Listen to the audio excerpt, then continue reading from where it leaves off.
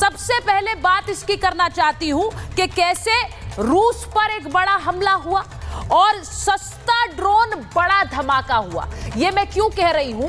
युद्ध का तरीका ही बदल गया है।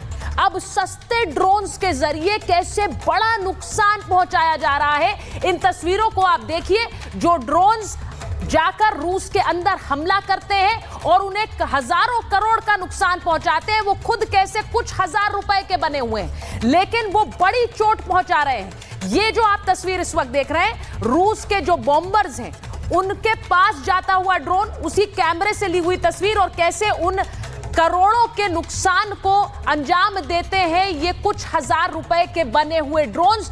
ये क्या युद्ध का तरीका बदल रहा है? आपने हाल ही में देखा था कैसे भारत ने भी पाकिस्तान में घुसकर एक स्ट्राइक की उनके आतंकी नेटवर्क पर, और वो कैसे हुई थी? वो भी ड्रोन्स के जरिए हुई, वो भी आपने देखा। आज महाभारत में बात कर रही हूं कि क्या युद्ध का तरीका बदल रहा है और क्या ये सस्ते हथियार जो ड्रोन्स हथियार हैं, इन्होंने युद्ध का तरीका बदल दिया है। मैं बात इसकी करूंगी। जरा ड्रोन्स की तस्वीरें जरा दिखा दीजिए एक बार, क्योंकि ये जो ड्रोन्स बने हुए हैं ये कुछ हजार रुपए के ड्रोन्स हैं, और ये ड्रोन वॉरफेयर क्या दुनिया में युद्ध का तरीका बदल रहा है? आज महाभारत इस पर करूंगी, क्योंकि जो एस्टिमेट है वो ये कहता है कि 17,000 करोड़ रुपए का नुकसान रूस को एक रात में हुआ है, और उसकी वजह है ये ड्रोन हमले। अब मैं सबसे पहले आपको दिखाती हूं कि कैसे हुआ है ये हमला रूस के ऊपर, जिससे रूस में भारी तबाही मची है। अब इस तरीके को जरा देखिए भी, समझिए भी, क्योंकि ज़ेलेंस्की ने कहा कि हमने इसकी तैयारी 1.5 साल तक की है, और 1.5 साल तक अगर इसकी तैयारी की है तो कैसे उसको अंजाम दिया, जरा आप इसके जरिए समझिए। जो तस्वीर हम आपको दिखा रहे हैं, यूक्रेन के 4 एयरबेस पर स्ट्राइक की यूक्रेन ने रूस के, और रूस में 4500 किलोमीटर दूरी तक हमला किया है। कैसे किया? साइबेरिया में इस ड्रोन अटैक को अंजाम दिया गया।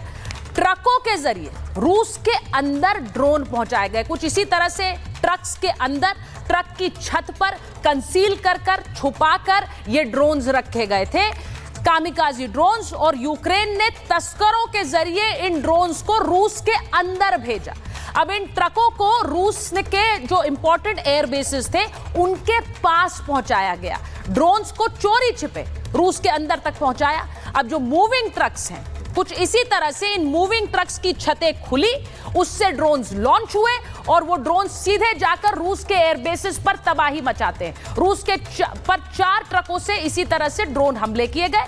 हमले के वक्त ट्रकों की छतें खुल गई थी, जो आप यहां देख रहे हैं, और उन्हीं से ये लॉन्च हुए, रूसी एयरबेसेस पर पहुंचे, भारी तबाही मचा दी। और ये रूस के एयरबेसेस पर तबाही की तस्वीर है। 40 से ज्यादा लड़ाकू विमान इस हमले में तबाह हो गए। ज़ेलेंस्की का कहना है 1.5 साल तक हमने इसकी तैयारी की। A-50 और Tu-95 फाइटर जेट्स इससे तबाह कर दिए गए।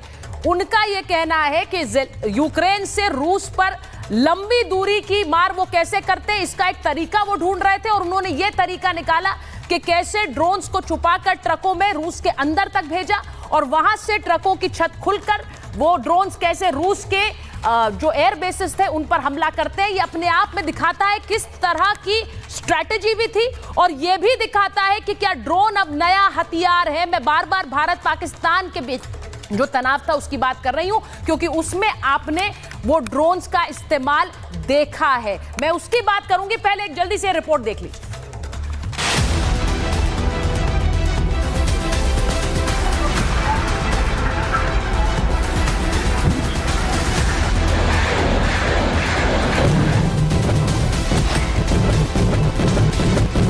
यूक्रेन के हमले में रूसी एयरबेस धुआं हो गया।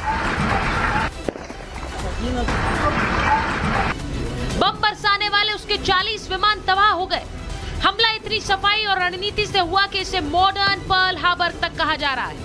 यह सब ऐसे वक्त में हुआ जब दोनों देशों के बीच शांति वार्ता की तैयारी हो रही थी। इसके पीछे वजह भी खुद रूस ही है।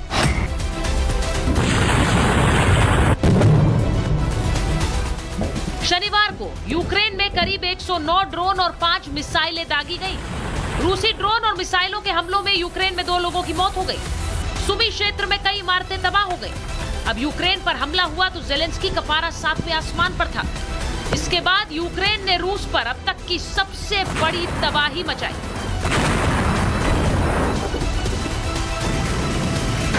यूक्रेन ने हमला किया तो अब रूस चुप बैठने वाला नहीं था और पलटवार करने में थोड़ी भी देरी नहीं की। यूक्रेन के दूसरे सबसे बड़े शहर खार्किव पर बैलिस्टिक मिसाइलों और गाइडेड बमों की बारिश कर दी। रूसी हमले में खार्किव की 10 जगहों पर धमाके हुए, जिसमें यूक्रेन के ड्रोन लॉन्च पैड्स तबाह कर दिए। 48 घंटों के अंदर यूक्रेन पर रूस का यह दूसरा बड़ा हमला है। इस हमले में यूक्रेन के 6 लॉन्चर और 50 से ज्यादा ड्रोन ध्वस्त कर दिए गए। रूसी मिसाइल हमले में 12 यूक्रेनी सैनिक मारे गए और 60 से ज्यादा घायल हुए। आपको 2 तस्वीरें दिखाते हैं। ये 2 तस्वीरें जो भी याद करता है सहम जाता है। 7 दिसंबर 1941 को एक जापानी युद्ध बेड़ा पर्ल हार्बर में अमेरिकी नौसैनिक अड्डे पर बमबारी करता है। अमेरिका में तबाही मचाता है, लेकिन जापान की इस गलती ने उसको बर्बाद कर दिया। केवल 3 साल बाद 1945 में अमेरिका ने जापान पर 2 परमाणु बमों से हमला कर दिया था, जिसकी गवाही आज भी देखने को मिलती है। यूक्रेन के इस हमले को मॉडर्न पर्ल हार्बर कहा जा रहा है। इसीलिए सवाल उठ रहे हैं कि क्या एक बार फिर से विश्व युद्ध शुरू होगा? क्या एक बार फिर न्यूक्लियर हमला हो सकता है? क्या दुनिया पर सबसे बड़ा खतरा मंडरा रहा है? यूक्रेन पर परमाणु बम से हमला होने वाला है। आज महाभारत में मैं इसकी बात इसलिए कर रही हूं क्योंकि हाल ही में हमने भारत पाकिस्तान के बीच एक तनाव देखा और उसमें कैसे भारत ने पाकिस्तान के जो टेरर हाइडआउट्स थे उन पर हमला किया। उसके बाद हमने एक ड्रोन वॉरफेयर भी देखा। हमने किस तरह से ड्रोन्स के जरिए पाकिस्तान में हमला किया वो आपको दिखाया। क्या ये युद्ध पूरी तरह से बदल गया है? और आज बात करूंगी कि क्या तीसरे विश्व युद्ध का सायरन बज रहा है। ये इसलिए क्योंकि रूस ने अपना परमाणु जो बेड़ा है उसको लेकर बड़ी बैठकें की है। मैं सबसे पहले आपको दिखाती हूं इस वक्त कौन कौन से वॉर फ्रंट्स खुले हुए हैं। भारत और पाकिस्तान के बीच आपने देखा कि एक युद्ध 4 दिन तक चलता रहा। इजराइल और हमास के बीच एक जंग पिछले कई सालों से चल रही है, जिसमें जो तस्वीरें हैं वहां से आती हैं वो आपको दिखाते हैं। वहीं आपको मैं ये भी बताऊं कि इजराइल और ईरान के बीच भी एक युद्ध भूमि खुली हुई है, क्योंकि ईरान बार बार आतंकी जो संगठन है उन्हें मदद करता है। इजराइल इसके खिलाफ है।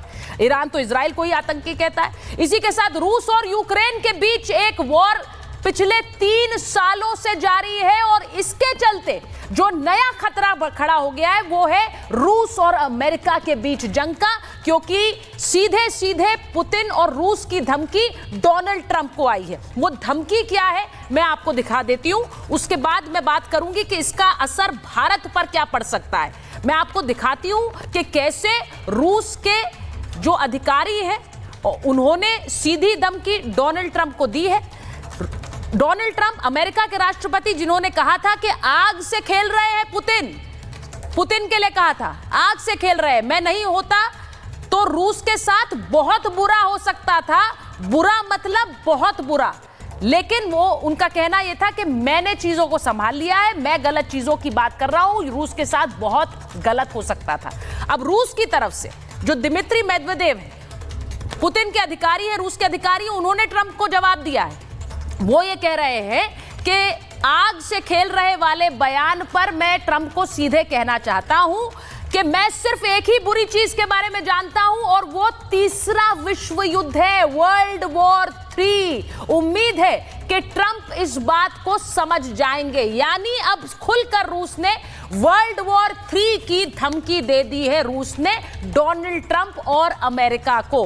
अब मैं आपको एक तस्वीर दिखाती हूं। जब वर्ल्ड वॉर 3 की बात हो रही है तो इस युद्ध के अगले लेवल पर जाने की भी डर रहता है, और वो डर है एक न्यूक्लियर वॉर का। वो न्यूक्लियर वॉर कैसी हो सकती है? ये जो आप तस्वीर देख रहे हैं ये रूस की सड़कों पर जैसे ही मिसाइल मूवमेंट हुआ है उसकी तस्वीरें हैं, और ये ज्यादा हड़कंप मचाने वाली इसलिए है क्योंकि रूस पर एक बहुत भयंकर तबाही मचाने वाला हमला कल बीती रात हुआ।